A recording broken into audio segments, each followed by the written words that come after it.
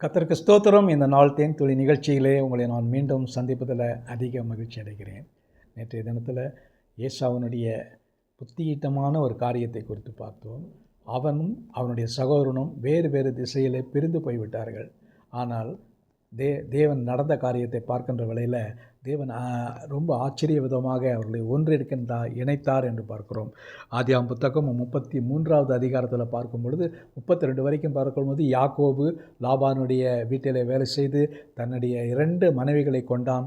நல்ல பிள்ளைகளை எல்லாம் பெற்றுக்கொண்டான். ஆடு மாடுகள் செழிப்பு எல்லாம் வருது. ஆனால் இந்த யாக்கோபனுடைய வாழ்க்கையில் ஒரு பயம், தன்னுடைய சகோதரனை குறித்ததான ஒரு பயம் இருந்தது. தன்னை பார்த்தால் கொன்று போடுவான் என்ற ஒரு பயத்தோடு வருகிறான். ஒரு இடத்துல வருகின்ற வேளையில் அந்த 33ஆம் அதிகாரத்தில் யாக்கோபு தன் கண்களை ஏறெடுத்து பார்க்குறான். அந்த நடக்கின்ற காரியம் என்னவென்று பார்த்தா, அந்த இடத்துல தன்னுடைய சகோதரன் வருகிறான். அவர் 400 பேரோடு கூட வரான். இவன் பயந்துட்டான், என்ன நடக்கும் என்று. ஆனால் இடைப்பட்டதான காரியங்கள் என்று சொன்னால் ஏசாவினுடைய மனமாறுதல் ஏற்பட்டிருக்கிறது. ஏசா பழைய ஏசாவை போல இல்லை. ஆனால் அவனும் செலுத்து வந்து கொண்டு இந்த யாக்கோபை எதிர்கொண்டு போகும் பொழுது பழி வாங்கவில்லை என்று பார்க்கிறேன். பழி வாங்குதல் என்னுடையது என்று கர்த்தர் சொல்கிறார். ஆகவே இந்த இடத்துல பார்க்கும் பொழுது இந்த ரிட்டாலியேஷன் இல்லாவிட்டால் ரிவெஞ்ச், இப்படிப்பட்டதான காரியங்கள் ஏசாவினுடைய வாழ்க்கையிலிருந்து மறைந்து போய்விட்டது. அது ஒரு நல்ல ஒரு குணமாய் காணப்படுகிறது.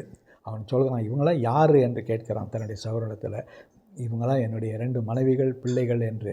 அதோடு கூட அவன் தன்னுடைய சகோதரனுக்கு நிறைய வெகுமதிகள் எல்லாவற்றையும் எடுத்துக்கொண்டு போய் அவன் அப்படியாக பணிந்து குனிந்து தன்னுடைய சகோதரனுக்கு முன்பாக நிற்கிறான். அந்த இடத்துல பழி வாங்க வேண்டுமென்னு நினைத்திருந்தால் ஏசா ஒருவேளை பழி வாங்கியிருக்கலாம். ஆனால் ஏசா மனம் மாறினவனாய் காணப்பட்டான்.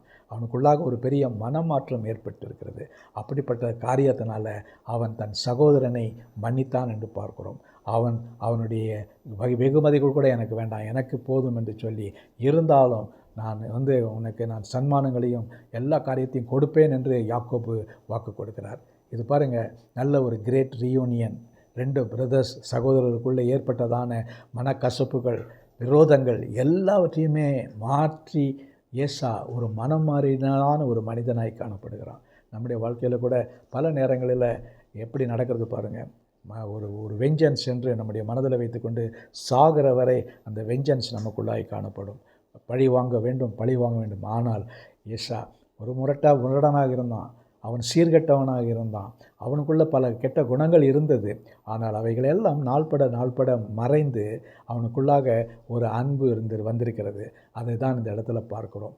ஏசாவை போலவும் நாமும் கற்றுக்கொள்ள வேண்டும்.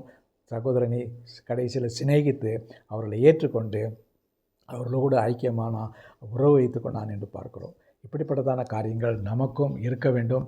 இந்த நல்ல பண்புகளையும் நாம் ஃபாலோ பண்ண வேண்டும். ஜெபிப்போமா. நல்ல ஆண்டவரே, சீர்கெட்ட ஏசா சீர் பொருந்தி தன்னுடைய சகோதரனிடத்தில் போய் ஆண்டவரை எந்த விதத்திலும் பழி வாங்காதபடிக்கு ஒரு நல்ல ஒரு மனிதனாக இருந்தான் என்று வேதத்தில் பார்க்கிறோம்.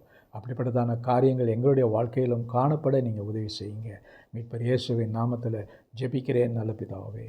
ஆமென். ஆமென். கர்த்தர் உங்களை ஆசீர்வதிப்பாராக. இந்த நாள் உங்களுக்கு ஒரு ஆசீர்வாதமான ஒரு நாளாக அமையட்டும். ஆமென்.